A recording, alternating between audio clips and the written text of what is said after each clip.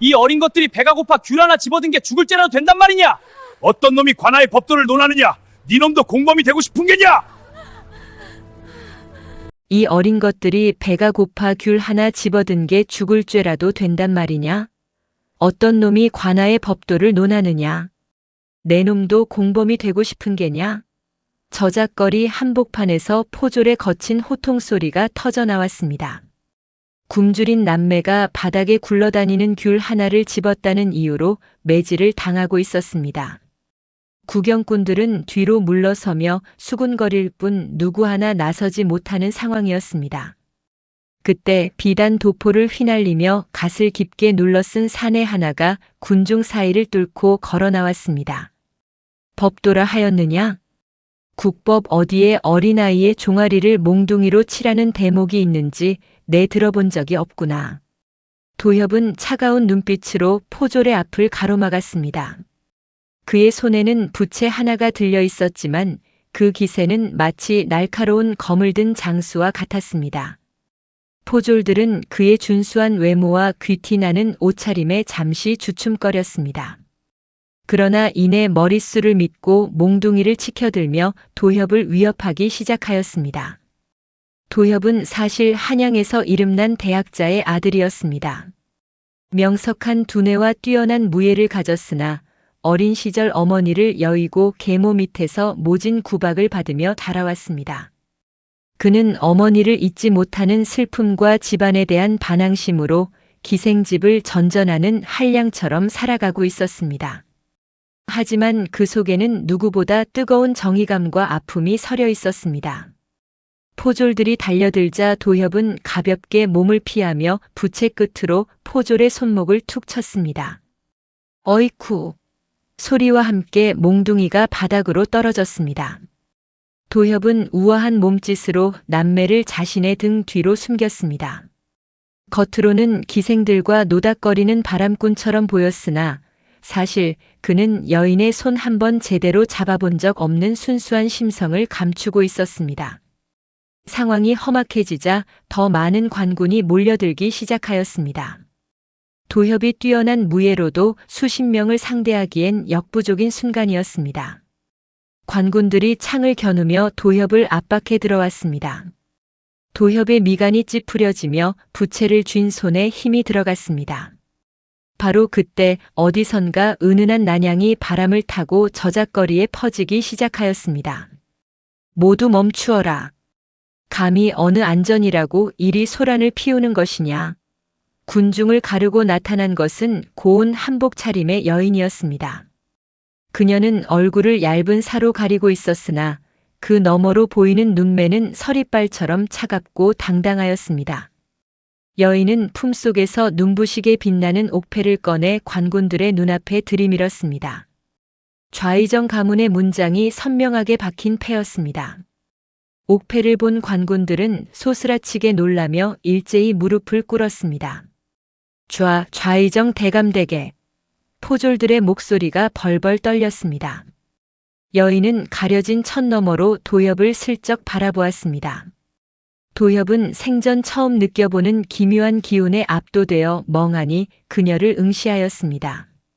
얼굴조차 보이지 않는 여인에게서 느껴지는 범상치 않은 기계에 가슴이 울렁거렸습니다. 이 아이들의 값은 내가 치를 것이니 당장 물러가거라. 그리고 저 사내는 무고한 자를 도우려 한 것이니 죄를 물어서는 안 될 것이다. 여인의 목소리는 낮고 단호하였습니다. 그녀는 품에서 엽전 주머니를 꺼내 과일 주인에게 던져주고는 뒤도 돌아보지 않고 걸음을 옮겼습니다. 관군들은 머리를 조아린 채 길을 터주었고 저작거리의 소라는 순식간에 정적 속으로 빠져들었습니다. 도협은 멀어져가는 여인의 뒷모습에서 눈을 떼지 못하였습니다. 얇은 천 사이로 언뜻 보였던 그녀의 눈동자가 머릿속을 떠나지 않았습니다. 평생 수많은 기생을 상대하며 여인을 멀리했던 그였지만 이 이름 모를 여인에게는 형용할 수 없는 호기심이 생겨났습니다.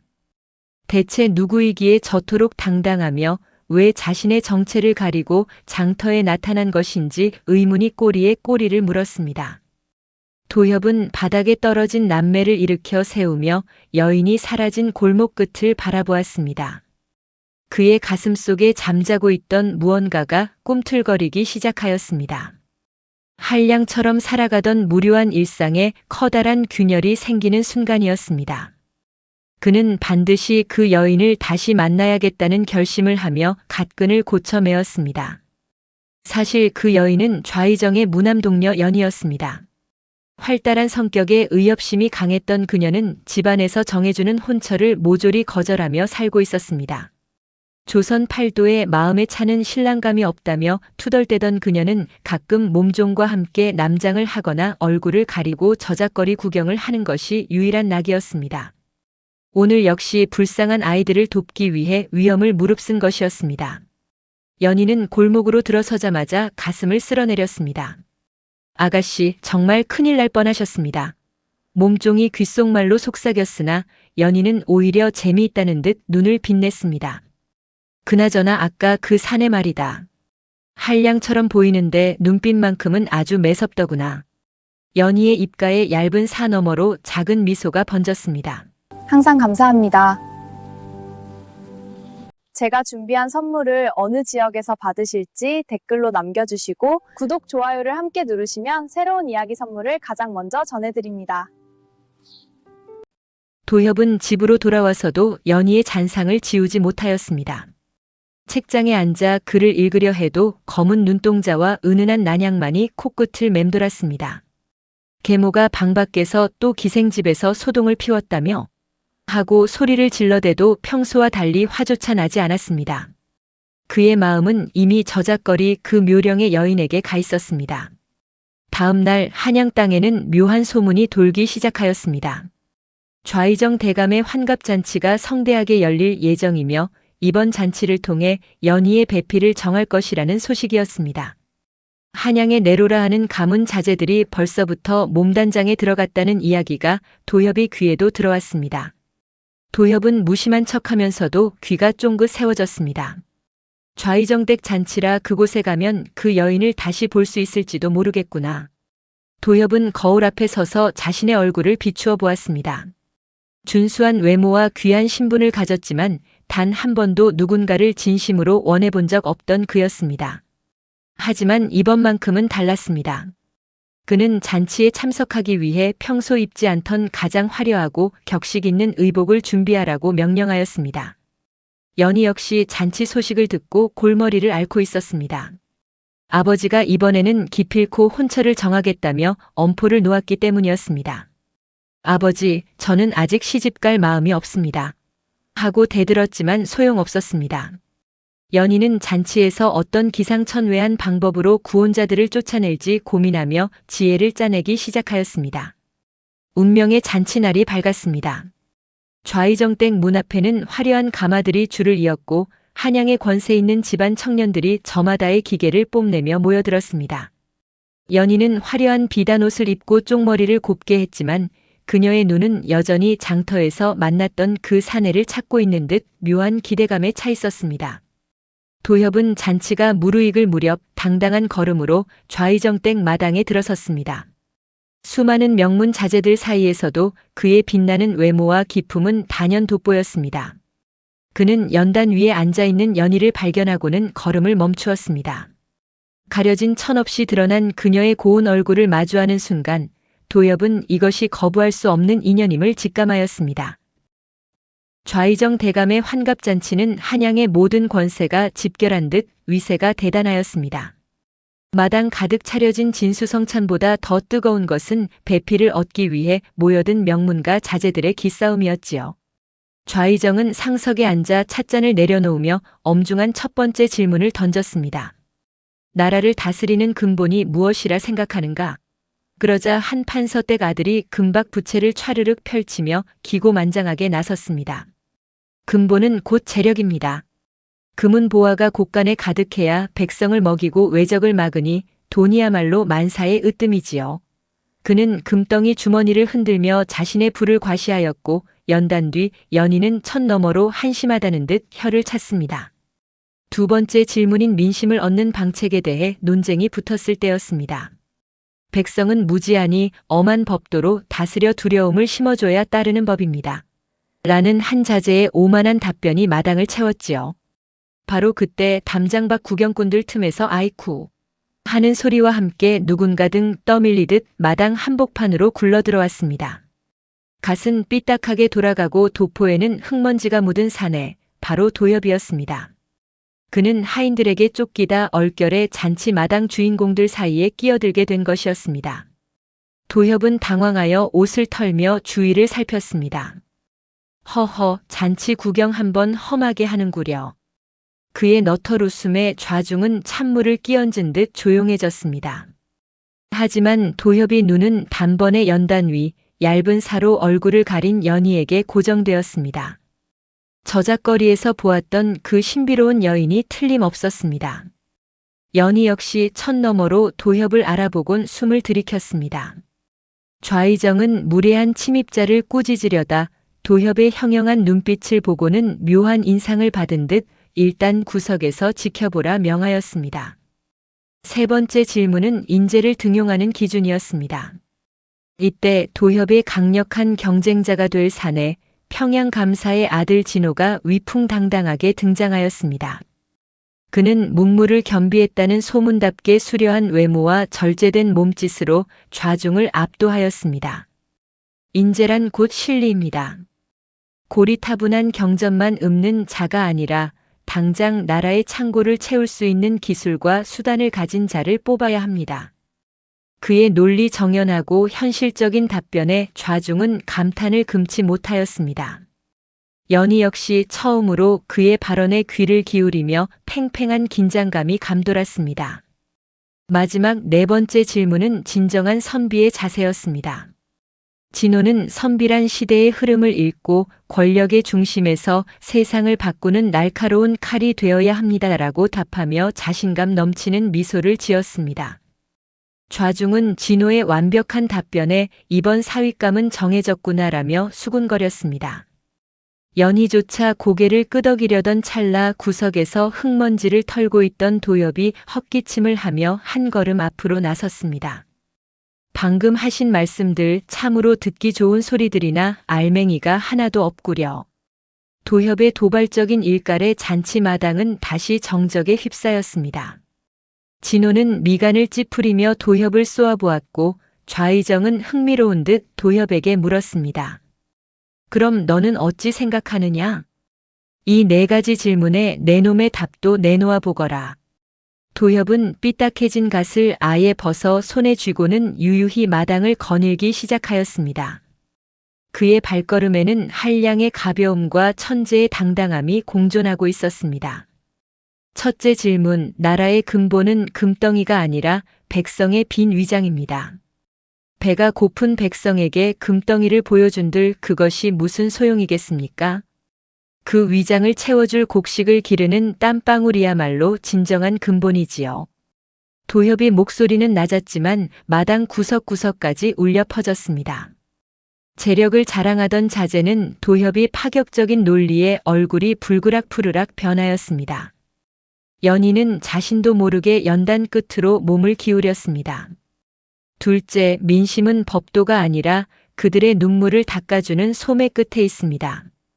겁을 주어 따르게 하는 것은 복종일 뿐 마음을 얻는 것이 아닙니다. 진정한 민심은 백성의 서러운 곡소리에 귀를 기울일 때 저절로 따라오는 법이지요. 도협의 일갈에 법도를 논하던 자제들은 아무 말도 하지 못한 채 고개를 숙였습니다. 도협은 잠시 숨을 고르며 연희가 있는 연단 쪽을 강렬하게 응시하였습니다. 셋째, 인재란 기술을 가진 자가 아니라 백성의 아픔을 제 아픔처럼 느끼는 자입니다. 머리만 좋고 가슴이 차가운 자는 결국 제 주머니만 채울 인재일 뿐이지요. 그리고 마지막 선비의 자세란 권력의 중심에서 칼이 되는 것이 아니라 장터 바닥에서 억울한 자와 함께 구르는 것입니다. 도협의 답변은 진호의 논리를 정면으로 반박하는 것이었습니다. 진호의 눈빛에 살벌한 경쟁심이 타올랐습니다. 권력의 칼이 되겠다는 저분은 선비가 아니라 백정의 마음을 품은 것이니 어찌 좌상대감의 사위라 할 수 있겠습니까? 도협의 통쾌한 반격에 잔치 마당의 백성들 사이에서 조그만 환호성이 터져 나왔습니다. 좌의정은 도협의 답변에 무릎을 치지는 않았으나 그의 눈빛에는 예사롭지 않은 청년을 발견했다는 깊은 흥미와 좋은 인상이 깊게 새겨졌습니다. 진호는 분노를 사기며 도협에게 다가갔습니다. 말뿐인 한량 주제에 감히 통치를 논하느냐? 내 놈이 장터 바닥에서 구른다 한들 그것이 나라에 무슨 보탬이 되겠느냐? 진호의 압박에도 도협은 여유로운 미소를 잃지 않았습니다. 두 사내 사이의 팽팽한 기류는 잔치 마당 전체를 숨막히는 대결장으로 만들었습니다. 연희는 천 너머로 이 광경을 지켜보며 두 사내의 됨됨이를 조용히 저울질하였습니다. 좌의정은 잠시 고민하더니 입을 열었습니다. 두 사람 모두 기계가 대단하구나. 답변의 우열을 가리기가 쉽지 않으니 일단 잔치를 즐기거라. 배필에 관한 결정은 조금 더 신중히 내리도록 하겠다. 좌의정의 판결에 진호는 분한 듯 입술을 깨물었고 도협은 갓을 다시 고쳤으며 연희 쪽을 향해 살짝 목례를 보냈습니다. 연희의 심장은 저작거리에서 느꼈던 것보다 훨씬 더 크게 요동치고 있었습니다. 잔치가 무르익어 가고 있었지만 사람들의 관심은 온통 도협과 진호에게 쏠려 있었습니다. 도협은 사람들의 시선을 뒤로한 채 술 한 잔을 들이켜며 연희를 떠올렸습니다. 내일이면 그 가려진 천 너머의 얼굴을 볼 수 있을까? 도협의 기대와 진호의 사례 그리고 좌의정의 깊은 고민이 얽히며 잔치 마당에는 묘한 폭풍전야의 기운이 감돌았습니다. 내일 정오까지 이 한양 땅에서 가장 가치 있는 눈물을 가져오는 자를 제 배필로 삼겠습니다. 연희의 폭탄 선언이 떨어지자마자 잔치 마당은 벌집을 쑤셔놓은 듯 요란해졌습니다. 명문가 자제들은 저마다 눈물이라는 추상적인 과제를 두고 머리를 싸맸지요. 좌의정 대감조차 딸아이의 기상천외한 제안에 헛기침을 하며 수염을 만졌습니다. 하지만 도협과 진호 두 사내만은 서로를 쏘아보는 눈빛 속에 이미 각자의 계산을 마친 듯 보였습니다.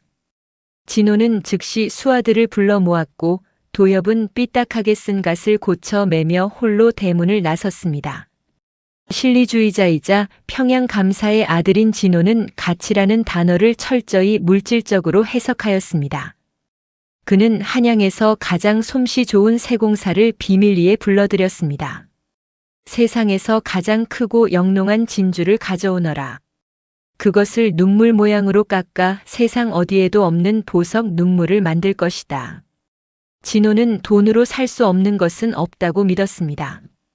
그는 거액의 황금을 내던지며 세공사를 압박하였고 동시에 사람을 풀어 효심이 지극하여 피눈물을 흘린다는 자들의 소문을 수집하며 가장 비싸게 팔릴 만한 사연을 매수하기 시작하였습니다. 반면 도협은 화려한 옥색 도포를 벗어 던지고 다시 낡은 흰 무명옷 차림으로 돌아갔습니다. 그는 화려한 잔칫집이 아닌 가장 낮고 어두운 저잣거리의 뒷골목으로 스며들었습니다. 도협은 주막 구석에 앉아 사람들의 표정을 살폈습니다.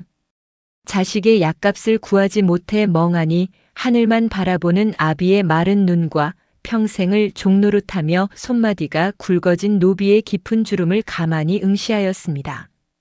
그에게 눈물은 보석이 아니라 누군가의 삶이 통째로 녹아내린 뜨거운 결정체여야만 했습니다. 진호의 저택에서는 기괴한 광경이 벌어지고 있었습니다.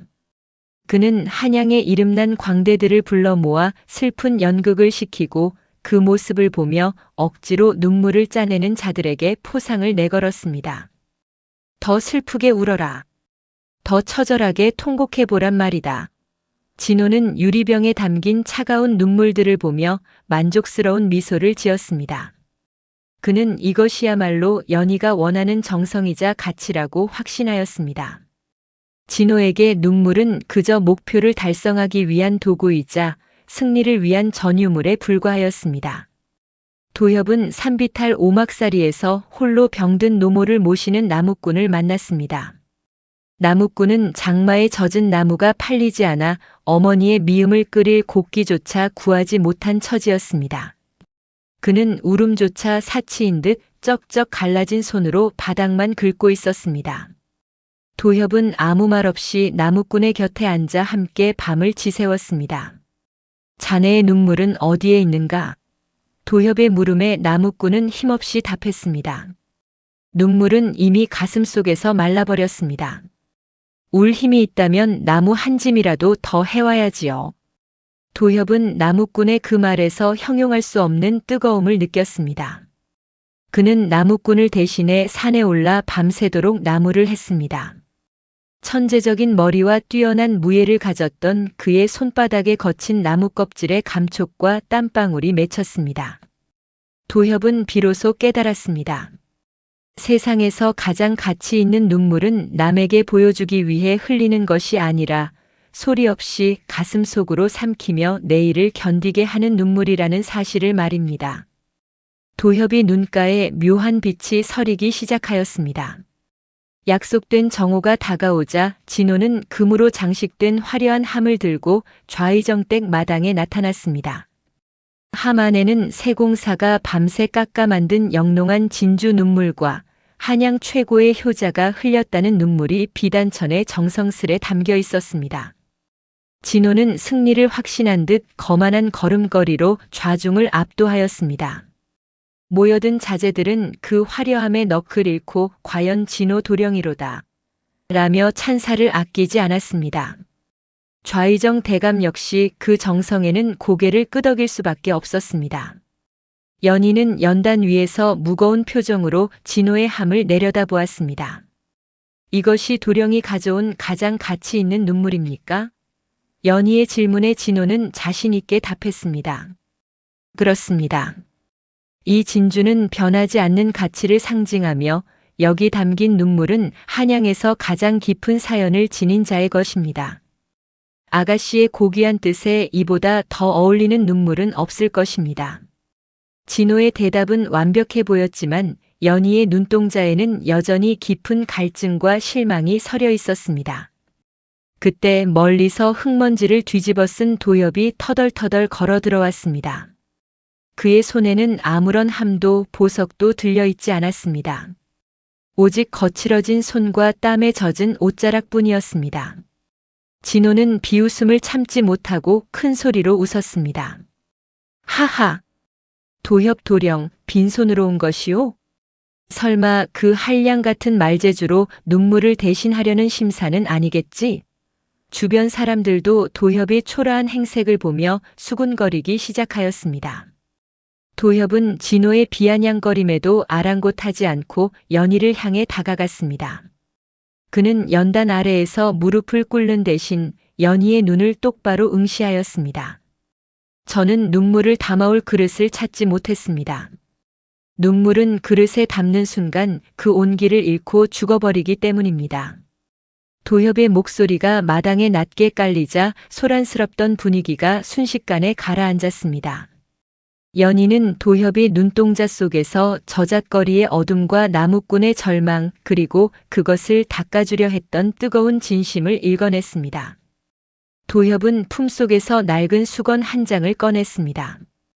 그것은 밤새 나무꾼의 이마에 맺힌 식은땀을 닦아주었던 헝겊이었습니다. 여기 담긴 것은 눈물이 아니라 눈물을 참아낸 자의 땀방울입니다. 스스로를 태워 타인을 살리려는 자의 눈물은 눈 밖으로 흐르지 않고 가슴으로 흐르는 법이지요. 아가씨께서 찾으시는 가치가 진실이라면 저는 이 마른 수건을 바치겠습니다. 도협의 파격적인 선언에 좌의정은 물론이고 잔치에 참석한 모든 이들이 충격에 휩싸였습니다. 진호는 당황하여 소리를 질렀습니다. 궤변이다. 저런 지저분한 헝겊 조각이 어찌 보석과 비견될 수 있단 말이냐. 아가씨 현혹되지 마십시오. 진호의 항변에도 연희는 시선을 도협에게서 떼지 않았습니다. 그녀는 천천히 연단 아래로 걸어 내려왔습니다. 연희의 손이 도협이 내민 낡은 수건에 닿았습니다. 그녀는 그 수건에서 밤새 산속을 구르고 타인의 슬픔을 제 것처럼 짊어진 사내의 묵직한 온기를 느꼈습니다. 연희는 수건을 가만히 쥐더니 고개를 들어 도협을 보았습니다. 도령은 눈물을 가져오지 않았군요. 대신 눈물의 의미를 가져오셨습니다. 연희의 목소리에는 깊은 떨림이 있었습니다. 그녀는 진호가 가져온 화려한 보석함을 한번 쳐다보고는 다시 도협의 거친 손을 바라보았습니다.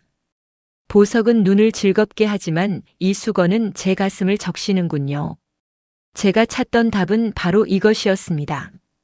연희의 결단력 있는 발언에 진호의 안색은 순식간에 흑빛으로 변하였습니다.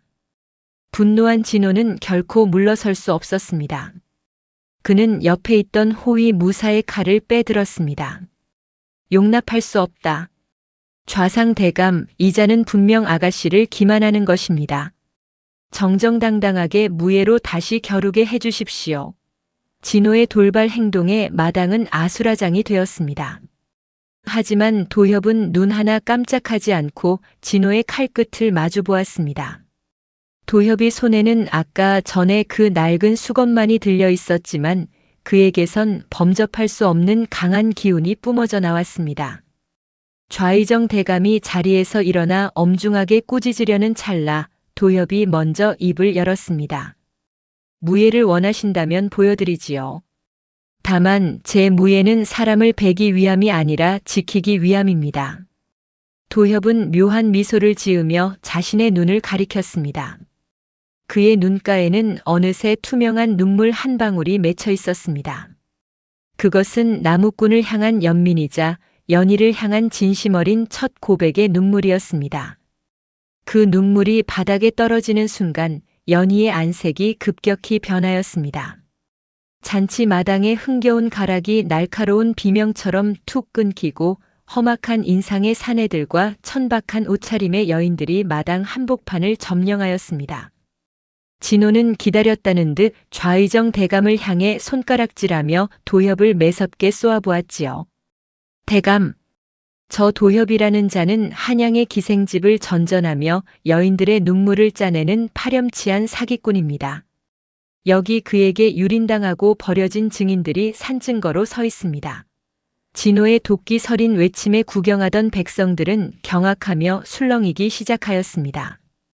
도협은 아무런 대꾸 없이 그 소란을 가만히 응시할 뿐이었으나 그의 굳게 담은 입술 사이로 서늘한 기운이 감돌았습니다. 진호는 기세등등하게 위조된 장부더미를 마당에 내던지며 도협의 과거를 낱낱이 파헤치는 독설을 퍼부었습니다. 진호가 미리 포섭한 가짜 증인들은 바닥에 엎드려 가슴을 쥐어뜯으며 통곡하였습니다. 아이고 대감마님, 저 도협이라는 자 때문에 우리 기생집 어린 기녀들이 밤마다 피눈물을 흘립니다. 술판을 버리고 행패를 부리는 것이 일상인 자가 어찌 감히 좌상댁 배필을 논한단 말입니까? 그들의 가짜 울음소리가 마당을 가득 채우자 좌의정 대감의 안색은 숯검댕처럼 어둡게 타들어갔습니다. 대학자의 아들이라 믿었던 도협이 파렴치한 남봉꾼이라는 말에 깊은 배신감을 느낀 대감은 자리를 박차고 일어났습니다. 내 이놈 도협아! 내 죄를 내가 알렸다. 대감은 당장 저자를 포도청으로 압송하여 문초하라 명하며 불호령을 내렸고 포졸들이 쇠사슬을 들고 도협의 주변을 포위하며 긴장감이 극도로 치달았습니다. 포졸들이 창끝을 겨누며 달려들었지만 도협은 미동조차 하지 않고 그 자리에 꼿꼿이 서 있었습니다. 그는 자신을 향해 쏟아지는 야유와 비난 속에서도 오직 연희만을 가만히 응시할 뿐이었지요. 진호는 승리를 확신한 듯 도협이 곁으로 다가와 비릿한 미소를 지으며 귓속말을 내뱉었습니다. 말재주가 아무리 좋아도 세상은 결국 더러운 평판 하나로 무너지는 법이다. 내놈 같은 한량은 차디찬 옥바닥에서 썩는 것이 제격이지. 진호의 오만함이 절정에 달해 도협의 도포 자락을 잡아 끌려는 순간 대문 밖에서 멈추시오. 진짜 진실을 말하러 왔소. 하는 서슬 퍼런 목소리가 잔치 마당의 정적을 깨뜨렸습니다. 그것은 한양의 흐름을 쥐고 흔드는 기생집 대행수 월양의 목소리였습니다. 사람들의 시선이 쏠린 곳에는 월양이 결연한 표정으로 서 있었습니다. 그녀는 진호가 매수한 가짜 증인들을 매섭게 노려보며 좌의정 앞에 넙죽 엎드렸습니다. 대감마님, 소첩이 목숨을 걸고 진실을 밝히고자 왔나이다. 여기 진호 도령이 저들에게 뇌물을 주며 도협 도령을 모함하라고 시킨 장부와 은전 주머니가 여기 있나이다. 월양은 품속에서 진호의 인장이 찍힌 은밀한 서신과 돈다발을 꺼내 마당 한복판에 내던졌습니다. 사방에 흩어진 은전들이 햇빛을 받아 번뜩였고 예상치 못한 반전의 잔치 마당은 다시 한번 거대한 충격과 폭풍 속으로 빠져들었습니다. 진호의 안색은 순식간에 종이장처럼 하얗게 질려갔고 좌중의 수군거림은 이제 진호를 향한 의구심으로 바뀌었습니다. 월양은 눈물을 훔치며 도협의 진면목을 증언하기 시작하였습니다. 도협 도령께서 우리 집을 찾으신 건 유흥 때문이 아니었습니다. 갈 곳 없는 어린 기녀들이 병들면 약값을 대주시고 관가에 억울하게 끌려간 노비들을 위해 밤새 법률을 뒤져 해결해 주시던 분이십니다. 한량인 척하며 세상을 비웃으셨으나 그 속은 누구보다 깊고 따뜻한 온기로 가득 찬 분이셨단 말입니다. 월양의 진심 어린 호소에 가짜 증인들은 사시나무 떨듯 떨며 그제야 바닥에 머리를 찌으며 실토하기 시작하였습니다. 진호가 시켜서 거짓말을 했다는 고백이 터져나오자 도협을 욕하던 사람들은 부끄러운 듯 고개를 숙였고 잔치 마당은 숙연한 분위기로 뒤덮였습니다. 진호는 안색이 흑빛으로 변하여 뒷걸음질 쳤습니다. 이것은 음모다. 저 천한 기생년이 도협과 짜고 나를 모함하는 것이다. 진호의 처절한 발악에도 불구하고 좌의정 대감의 시선은 이미 얼음장처럼 차갑게 식어 있었습니다. 내 놈이 감히 내 환갑잔치를 더럽히고 현직 좌상을 기만하려 들다니 그 죄를 어찌 다 감당하려느냐. 대감의 서슬 퍼런 호통에 진호는 중심을 잃고 바닥에 주저앉아 벌벌 떨었습니다. 하지만 도협은 여전히 아무런 기쁨도 분노도 드러내지 않은 채 담담한 표정을 유지하였습니다. 그는 마치 이 모든 소동이 자신과는 상관없는 일인 양 고요한 눈빛으로 진호의 몰락을 지켜보았습니다. 그의 침묵은 그 어떤 호통보다 더 무겁게 진호를 압박하였습니다. 이때 가만히 상황을 지켜보던 연희가 직접 연단 아래로 내려왔습니다. 그녀는 도협이 눈을 뚫어지게 바라보며 마지막 시험을 던졌습니다. 도협 도령, 당신을 모함한 저 가짜 증인들과 진호 도령은 죽을 죄를 지었습니다. 당신의 결백이 증명되었으니 법대로 저들의 목을 베거나 유배를 보내겠습니까? 당신이 원하신다면 제가 직접 아버님께 청하여 저들을 가장 잔혹하게 처벌하겠습니다. 연희의 차가운 제안에 잔치 마당은 숨소리조차 들리지 않을 만큼 팽팽한 긴장감이 감돌았습니다. 사람들은 도협이 어떤 복수를 선택할지 숨을 죽이고 기다렸습니다. 연희는 도협의 깊은 내면을 마지막으로 확인하려는 듯 흔들림 없는 시선으로 그의 대답을 기다렸습니다. 도협은 연희를 향해 부드러운 미소를 지었습니다. 그는 바닥에 엎드린 가짜 증인들에게 다가가 그들의 거친 손을 하나하나 일으켜 세우며 따뜻하게 말하였습니다. 이들도 그저 하루를 버티기 위해 돈의 유혹에 넘어간 가련한 백성들일 뿐입니다. 미워해야 할 것은 저들의 가난이지 저들의 목숨이 아닙니다. 대감, 부디 저들을 용서하여 돌려보내 주십시오. 그리고 진호 도령 역시 권력에 눈이 멀어 잠시 이성이 가려진 것이니 스스로 부끄러움을 깨닫게 하는 것으로 충분합니다. 도협이 성인군자 같은 대인배의 면모에 구경하던 백성들 사이에서 우레와 같은 찬탄과 박수가 터져나왔습니다. 그의 자비심은 잔치 마당에 모인 모든 이들의 가슴에 깊은 울림을 주었습니다. 연희는 도협의 대답을 듣고 비로소 안도하며 환한 미소를 지었습니다. 그녀는 진호의 소매 속을 가리키며 단호하게 말하였습니다. 아버님 보십시오. 진호 도령의 소매에는 아직도 위조된 인장들이 숨겨져 있습니다. 저런 비열한 자는 우리 가문뿐만 아니라 조선의 수치입니다. 연희의 말에 포졸들이 달려들어 진호의 소매를 뒤지자 과연 도협을 모함하기 위해 팠던 가짜 인장들이 줄줄이 쏟아져 나왔습니다. 명백한 물증 앞에 진호는 더 이상 변명하지 못한 채 비참한 모습으로 질질 끌려나갔습니다. 연희는 도협을 향해 고개를 살짝 숙이며 그의 진심을 온전히 받아들였음을 무언의 몸짓으로 전하였습니다. 두 사람 사이의 오해는 이제 완전히 씻겨 내려갔습니다. 모든 소동이 가라앉자 도협은 비로소 가슴 깊이 간직했던 감정을 터뜨렸습니다. 그는 마당 한 구석에 놓여있던 어머니의 유품인 검은고 앞으로 천천히 다가갔습니다. 대학자였던 아버지가 세상을 떠난 어머니를 그리워하며 만들었던 그 검은고는 그동안 아무도 연주하지 않아 먼지만 켜켜이 쌓여 있었지요. 도협이 가늘고 긴 손가락으로 현을 튕기자 웅장하면서도 애절한 소리가 잔치마당 전체를 휘감았습니다. 그것은 평생을 한량으로 살며 숨겨왔던 그의 천재성과 어머니를 향한 사무치는 그리움이 폭발하는 소리였습니다. 도협이 눈가에는 이슬 같은 눈물이 맺혀 바닥에 툭 떨어졌고 그 소리는 음악과 어우러져 사람들의 심금을 울렸습니다. 검은고의 울림은 좌중의 가슴을 때렸습니다. 그 소리에는 억울함을 참아낸 인내와 세상을 향한 따뜻한 시선이 고스란히 담겨 있었습니다. 연희는 검은고를 타는 도협이 옆모습을 보며 눈시울이 붉어졌습니다. 단순한 바람꾼인 줄 알았던 사내가 이토록 깊은 슬픔과 고결한 영혼을 가졌다는 사실에 그녀의 마음은 완전히 무너져 내렸습니다. 좌의정 대감 역시 눈을 지그시 감고 그 음악 속에 담긴 도협의 진심을 음미하였습니다.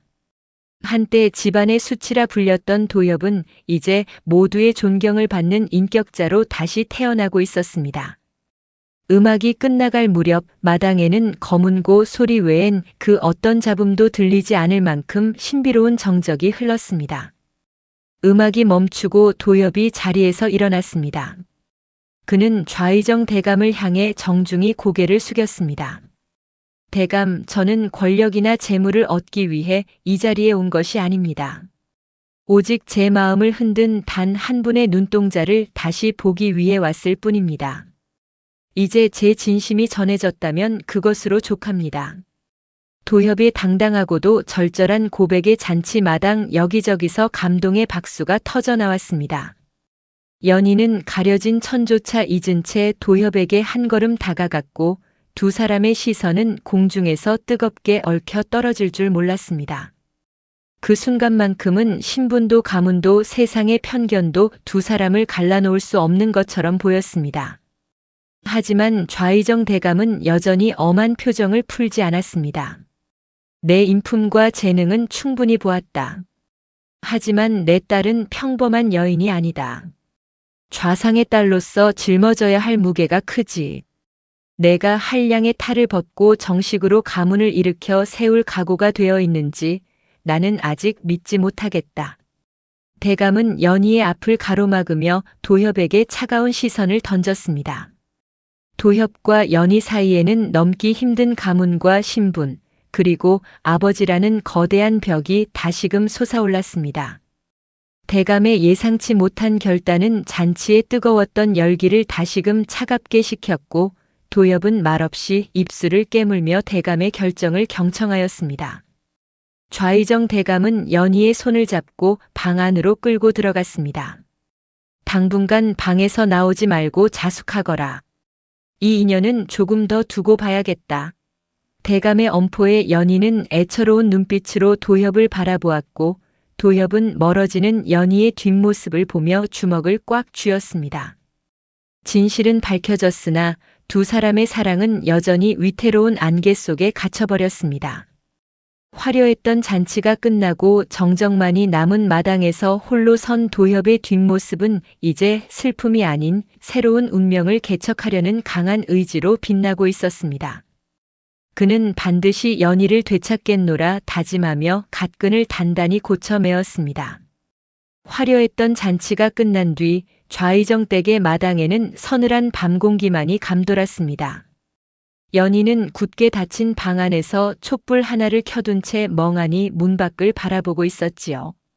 아버지가 내린 자숙 명령은 그녀의 몸을 가두었으나 도협을 향한 뜨거운 마음까지 가둘 수는 없었습니다. 도령, 부디 포기하지 마십시오. 당신의 그 깊은 눈물을 저는 믿고 있습니다. 연희는 낮에 도협이 전해주었던 낡은 수건을 가슴에 꼭 품었습니다. 그 수건에는 여전히 도협이 따뜻한 체온과 그가 밤새 짊어졌던 백성들의 삶의 무게가 고스란히 남아 있었습니다. 그녀는 도협이 반드시 이 시련을 뚫고 자신을 데리러 올 것임을 확신하며 눈물을 닦았습니다. 그 시각 도협은 기생집의 술상 대신 자신의 서재에 앉아 있었습니다. 그는 어머니의 임종 이후 단 한 번도 잡지 않았던 붓을 다시 들었습니다. 먼지 쌓인 벼루에 먹을 갈며 그는 자신이 왜 그토록 긴 세월 동안 한량의 가면을 쓰고 세상을 비웃어왔는지 되돌아보았습니다. 그것은 어머니를 지키지 못했다는 자책과 세상의 부조리에 대한 겁쟁이 같은 도피였음을 비로소 깨달았습니다. 도협은 이제 더 이상 숨지 않기로 결심하였습니다. 그는 밤을 새워 상소문을 적어 내려갔습니다. 거기에는 그가 저작거리 밑바닥에서 직접 보고 느낀 백성들의 고통을 치유할 방책과 나라를 바로 세울 천재적인 식견이 한자 한자 피눈물처럼 새겨졌습니다. 다음 날 아침 도협은 낡은 도포를 벗어 던지고 정갈한 유건과 도포를 갖춰 입었습니다. 그의 걸음걸이는 더 이상 한량의 가벼움이 아닌 나라의 장래를 걱정하는 선비의 묵직한 기품이 서려 있었지요. 그는 좌의정댁 대문 앞에 당당히 서서 문지기에게 상소문을 내밀었습니다. 좌상대감께 전해주게. 한량 도협은 죽었고 이제 조선의 백성을 가슴에 품은 도협이 대답을 들으러 왔다고 말이네. 도협이 서슬 퍼런 기계에 압도된 문지기는 허겁지겁 안으로 달려갔습니다. 좌의정 대감은 사랑채에서 도협이 올린 글을 읽으며 한참 동안 침묵에 잠겼습니다. 글 속에 담긴 깊은 통찰력과 백성을 향한 진심은 백전노장인 그의 가슴마저 뜨겁게 달구었습니다. 좌의정 대감은 마침내 연희의 방문을 직접 열었습니다. 방 안에서 초조하게 기다리던 연희는 아버지가 내미는 상소문을 보고 의아해하였습니다. 이것을 읽어보아라. 내가 택한 남자가 어떤 세상을 꿈꾸고 있는지. 연희는 떨리는 손으로 글을 읽어 내려갔고 한 문장 한 문장마다 도협이 깊은 숨결과 사랑이 느껴져 펑펑 울음을 터뜨렸습니다. 대감은 허허 웃으며 연희의 어깨를 토닥였습니다. 내 딸이 사람 보는 눈 하나는 확실하구나. 저토록 당당하게 제 실력을 증명해 보인 사내라면 내 너를 믿고 맡길 수 있겠다. 대감은 비로소 도협의 진심과 실력을 모두 인정하며 두 사람의 앞날을 가로막던 마지막 벽을 허물어 주었습니다. 연희는 버선발로 마당으로 뛰어나갔습니다. 대문 앞에 꼿꼿이 서 있던 도협은 달려나오는 연희를 발견하고는 부드럽게 미소 지었습니다. 두 사람은 수많은 하인과 구경꾼이 지켜보는 가운데 서로를 뜨겁게 마주 보았습니다. 기다리게 해서 미안하오. 이제 더 이상 가면 뒤에 숨지 않겠소. 도협의 고백에 연희는 그의 품에 안기며 대답하였습니다. 당신의 가면 너머에 있는 그 진실한 눈물이 이미 제 마음을 다 가져갔는걸요. 두 사람의 인연이 비로소 결실을 맺는 순간 잔치 마당을 가득 채웠던 긴장감은 어느새 축복의 온기로 바뀌어 흐르기 시작하였습니다. 이 경사스러운 소식에 월양과 기생집 식구들 그리고 도협이 도와주었던 저작거리 백성들이 다시 좌의정 댁으로 모여들었습니다. 그들은 너나 할 것 없이 흥겨운 춤사위를 벌이며 두 사람의 결합을 축하하였습니다.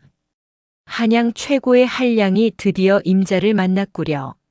백성들의 유쾌한 농담과 웃음소리가 담장을 넘어 퍼져나갔습니다. 도협은 자신이 구제했던 아이들의 손을 잡고 밝게 웃었고 연희는 더 이상 얼굴을 가리지 않은 채 백성들과 어우러져 기쁨을 나누었습니다.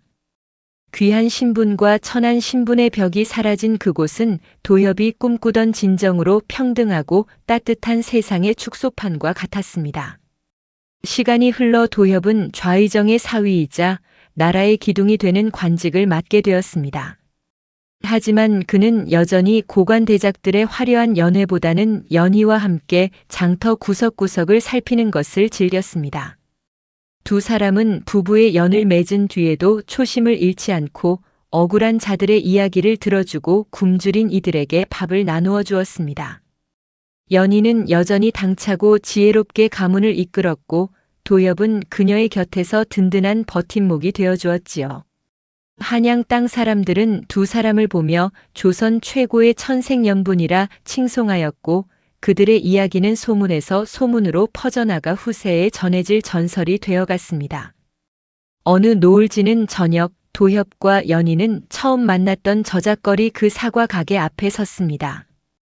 이제는 장성한 그날의 남매가 반갑게 인사를 건네왔습니다. 도협은 연희의 손을 꼭 잡으며 그녀의 귓가에 조용히 속삭였습니다. 이제 그 얇은 천으로 얼굴을 가리지 않아도 되니 참으로 좋소. 내 눈에는 당신의 맑은 마음이 이리도 선명하게 다 보이니까 말이오. 연희는 도협의 가슴에 머리를 기대며 빙글에 미소 지었습니다.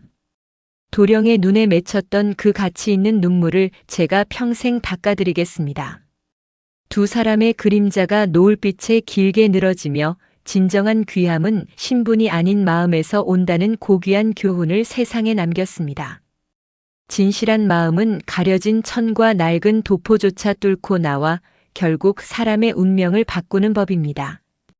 겉모습으로 사람을 판단하기보다 그 깊은 내면의 눈물을 볼 수 있는 지혜가 우리 삶을 얼마나 풍요롭게 만드는지 이 이야기는 말해줍니다. 여러분은 겉모습 뒤에 숨겨진 진실한 사랑을 믿으시나요? 도협과 연희의 사랑이 여러분의 가슴을 울렸다면 댓글로 따뜻한 응원을 남겨주세요. 여러분이 인생에서 보았던 가장 가치 있는 눈물은 무엇이었는지 들려주시면 좋겠습니다. 지금까지 바람꾼 도협과 당찬 여인 연희의 기적 같은 사랑 이야기였습니다. 시청해주셔서 고맙습니다. 구독, 좋아요를 함께 누르시면 새로운 이야기 선물을 가장 먼저 전해드립니다.